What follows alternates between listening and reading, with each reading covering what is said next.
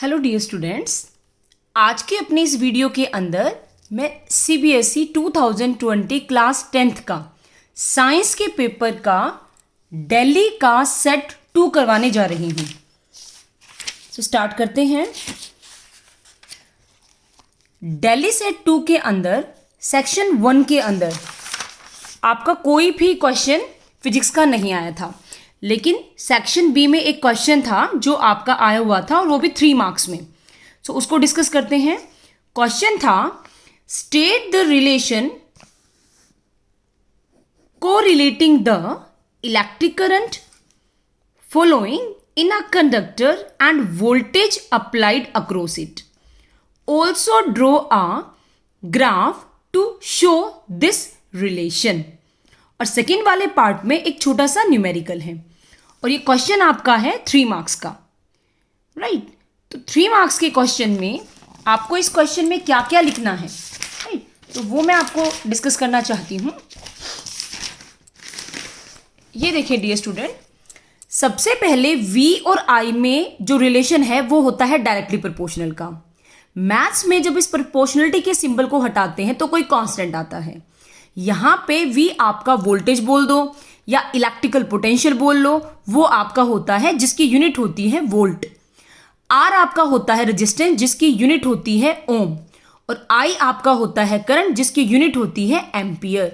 सो ये रिलेशन है आपको जो लिखना है। फिर इसका आपको ग्राफ ड्रॉ करना है।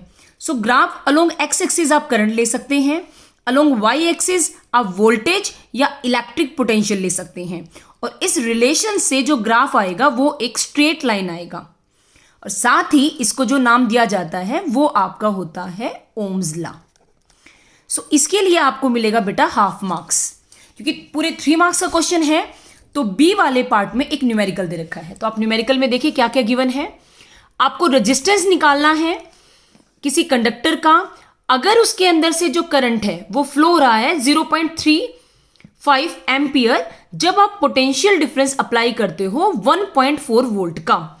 सो दैट मीन्स जो जो आपको गिवन है सबसे पहले वो लिखें। आपको करंट गिवन है, आपको पोटेंशियल डिफरेंस गिवन है। सो ओम्स लॉ की मदद से, इस रिलेशन की हेल्प से आप R को V/I लिख सकते हैं।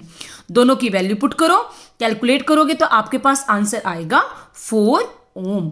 सो ये आपका है 1.5 मार्क्स के लिए। तो टोटल आपका 3 मार्क्स का क्वेश्चन बन गया। ऐसे ही डियर स्टूडेंट्स, जो दिल्ली का सेट 3rd था उसके अंदर सेक्शन ए में आपका क्वेश्चन नंबर 2 फिजिक्स का आया हुआ था। ये क्वेश्चन था AC करंट और DC करंट के इंपॉर्टेंट जो एडवांटेज हैं वो आपको लिखनी थी, लेकिन मैंने इस पे क्रॉस लगाया है। इसका मीनिंग क्या है, इस साल CBSE ने इस वाले चैप्टर में से AC DC करंट को डिलीट कर दिया है, तो आपको ये क्वेश्चन अटेम्प्ट नहीं करना है। ऐसे ही इसका क्वेश्चन नंबर 9 जो एक MCQs था वो आया था। A real image is formed by the light ray after reflecting और रिफ्रैक्टिंग व्हेन दे, और 4 ऑप्शन आपके पास है। नंबर 1 एक्चुअली मीट और इंटरसेक्ट विद ईच अदर, या actually converge at each other, या फिर अपीयर टू मीट या appear to diverge. So dear student, पहले मैं आपको एक बात कंफर्म कर देती हूं, रियल इमेज कभी भी बनेगी ना बेटा तो कभी भी अपीयर नहीं होती। अपीयर मतलब मिलती नजर नहीं आती, वो एक्चुअल में मिलती है। सो इसका मतलब आपका ऑप्शन ए और बी दोनों में से हो सकता है। अब आप ए ऑप्शन को दोबारा ध्यान से पढ़ें। एक्चुअली मीट और इंटरसेक्ट, बिल्कुल ठीक है, तभी तो इमेज बनेगी। Actually converge at a point, और जब 2 पॉइंट आपस में मीट करेंगे तो एक पॉइंट पे क्या होंगे, कन्वर्ज। इसका मतलब ये ऑप्शन भी ठीक है। तो आप ऑप्शन में देखें ए और डी ठीक है, ए और बी ठीक है, बी डी ठीक है, या B C. So right answer is C, क्योंकि ए और बी दोनों ही आपके ऑप्शन ठीक हैं। इसी के और में एक और क्वेश्चन आया था प्यारे बच्चों, consider the following property of virtual image. Virtual image की इन चारों में से क्या क्या प्रॉपर्टी हैं, और आप आंसर में देखें ऑप्शन में आपके 2 और 3 भी हो सकते हैं, तो आप ध्यान से देखें हर एक पॉइंट को।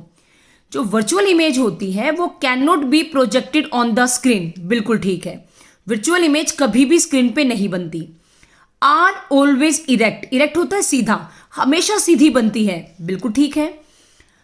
Are formed by both concave and convex lens, दोनों ही लेंस बनाते हैं बेटा, दोनों लेंस में आपकी वर्चुअल इमेज बन सकती है। कॉनकेव में तो आपका कौन से वाले पार्ट में बनेगी, जब आपका ऑब्जेक्ट फोकस और ऑप्टिकल सेंटर के बीच में रखा होगा। और कॉनकेव में तो आपके हर एक पॉइंट पे वर्चुअल इमेज बनेगी, लेकिन कॉन्वेक्स लेंस में जो भी मैंने आपको डिस्कस किया, जब आपका ऑब्जेक्ट फोकस और पोल या ऑप्टिकल सेंटर के बीच में रखा होगा, उस टाइम पे आपकी वर्चुअल इमेज बनेगी। कहने का मतलब दोनों टाइप के लेंस आपकी इमेज बनाते हैं। फोर्थ में है और आर ऑलवेज इन्वर्टेड, ये आपका गलत है। वर्चुअल इमेज कभी भी इन्वर्टेड नहीं होती। सो यहां देखिए बेटा, सो ए बी सी तीन आपके ऑप्शन ठीक हैं, तो सी इज द राइट आंसर। सो आप ऐसे ही इन सारे ऑप्शंस में से अपना एग्जैक्ट ऑप्शन देखें। नेक्स्ट एक 14th क्वेश्चन था असर्शन रीजन का। इसमें क्या है, a solar cooker cooks the meal due to greenhouse effect. So dear student, ये वाला जो है आपका, ये सोर्सेज ऑफ एनर्जी चैप्टर में से है, जो इस साल सीबीएसई ने डिलीट कर दिया है। तो ये क्वेश्चन भी आपको अटेम्प्ट नहीं करना है। नॉलेज के लिए आप कर सकते हैं, अदरवाइज इस साल के पेपर के प्रिपरेशन के लिए आप ये नहीं करें। नेक्स्ट 23rd क्वेश्चन है, वो आपका आई से रिलेटेड है बेटा।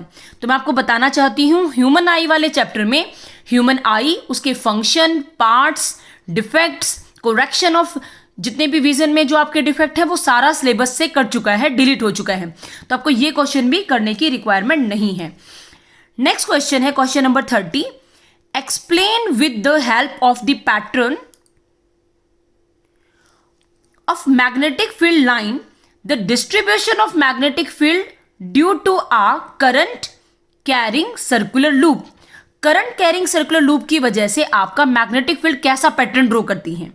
नंबर 1 पे तो ये है। नंबर 2 पे जो क्वेश्चन है वो है, अगर हम n नंबर ऑफ टर्न बढ़ाते हैं, राइट, तो ये बताएं कि मैग्नेटिक फील्ड आपका कैसे बढ़ता है as compare to single turn.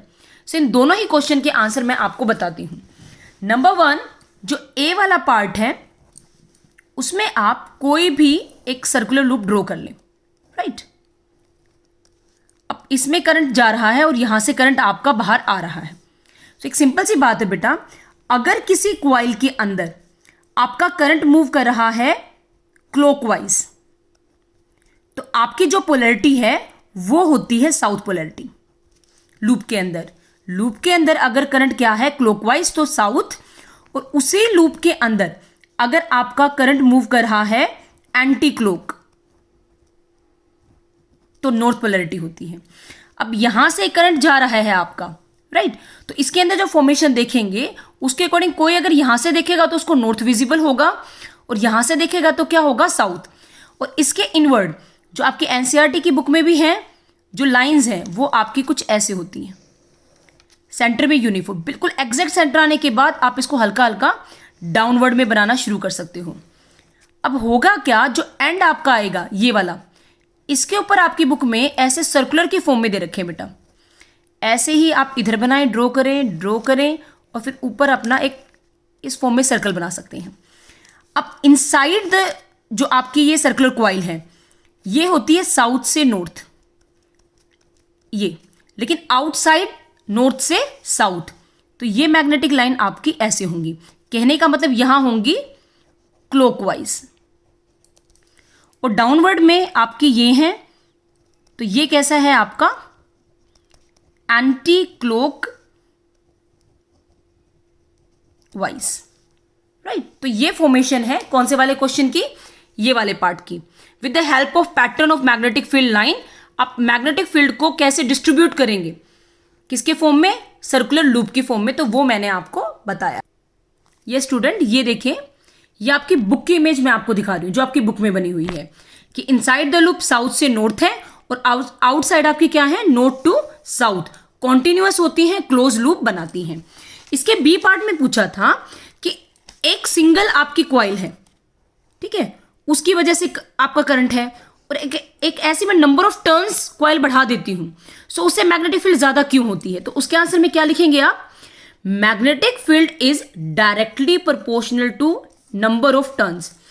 एक फॉर्मूला होता है बेटा मैग्नेटिक फील्ड का, सोलेनॉइड के केस में म्यू नॉट एन आई। यहां पे ये होती है मैग्नेटिक फील्ड का सिंबल, म्यू नोट आपका कांस्टेंट होता है जिसकी वैल्यू 4 पाई इंटू 10⁻⁻⁷ होती है। एन आपके ये जो नंबर ऑफ टर्न्स हैं ये होते हैं, और आई आपका इसमें जो सोलेनॉइड में करंट आपका जा रहा है वो होता है। तो यहां से क्या है, अगर म्यू नोट कांस्टेंट है और करंट कांस्टेंट है तो अगर आप नंबर ऑफ टर्न बढ़ाओगे तो आपका मैग्नेटिक फील्ड भी बढ़ेगा। तो देखिए ये, as the number of turn in the coil increase, magnetic strength at the center increase because the current in each circular turn is having the same direction. Thus, field due to each turn is add up. हर एक की वजह से field क्या हो जाएगी, add, और जब number of turn increase करेंगे तो ओवरऑल हमारी मैग्नेटिक फील्ड क्या होगी, ज्यादा होगी। सो डियर स्टूडेंट, ये थे हमारे 2020 के जो आपका आउटसाइड बोल रही हूँ, दिल्ली में जो आपका पेपर आया था सीबीएसई बोर्ड का वो। अब मैं आगे आपको आउटसाइड दिल्ली के जो तीनों सेट हैं उसके सॉल्यूशन आपको करके दिखाऊंगी।